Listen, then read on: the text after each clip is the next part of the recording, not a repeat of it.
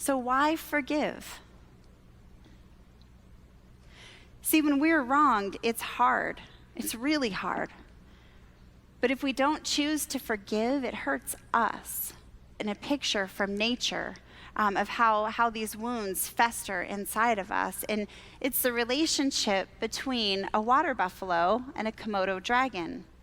And it's not a happy relationship. See, this Komodo dragon, this giant lizard, really just wants to eat this water buffalo. But the water buffalo is 1,200 pounds, and the Komodo dragon is 200 pounds. But here's how it works. So the Komodo dragon bites the water buffalo in the leg. And to the water buffalo, the dragon's like annoying, right? It's annoying. It's something it thinks, ouch, and it kind of, kicks it off and goes on about its way. But what it doesn't know is that Komodo dragon has unleashed a venom that is slowly going into its bloodstream and will kill the water buffalo. So the Komodo dragon begins to follow it, knowing eventually what will happen.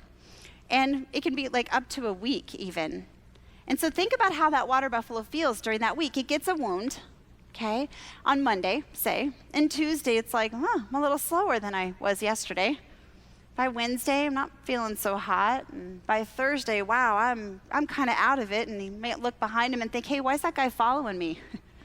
By Friday, he's dead. By Friday, he's gone, and the Komodo dragon and all of his friends are having a feast. And I think that's a great example of the effects of wounds in our lives. How many of you have had bitterness or anger fester inside of you? We have a choice. We have a choice to forgive, which is like the antidote for the venom.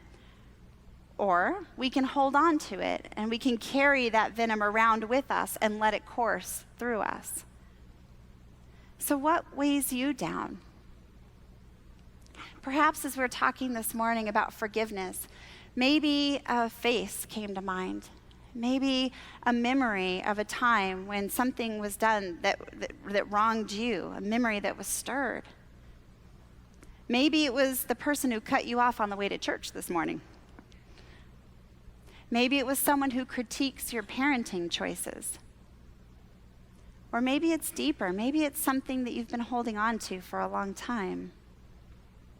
What I want us to understand is that forgiving someone is an act of faith that brings us freedom and restores the value to that person.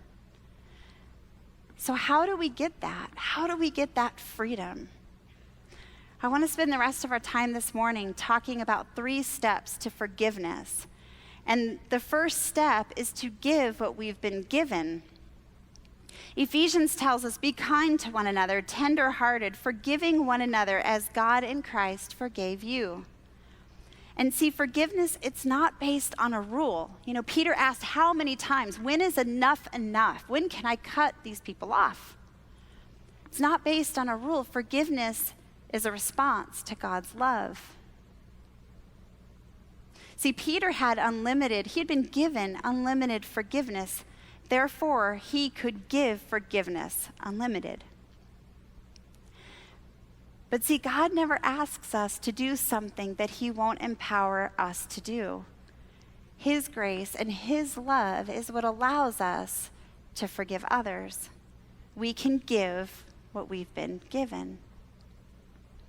Step 2 is to make a choice. Forgiveness is a choice, and friends, it is something that we sometimes have to do over and over and over again, sometimes even for the same wrong that's been done. But I want to encourage you to give yourself the grace to do that. And know that making the choice to forgive does not mean that you are saying what they did was okay. And nor is it giving them permission to hurt you again. That's not forgiveness. By forgiving, you are choosing to cancel the debt, and you are making the choice to not get even. And as you make that choice, it will begin to change you, and the anger, the bitterness will no longer control you. For God has forgiven us, and we can make a choice to forgive others. So our first step to forgiveness is to give what we've been given.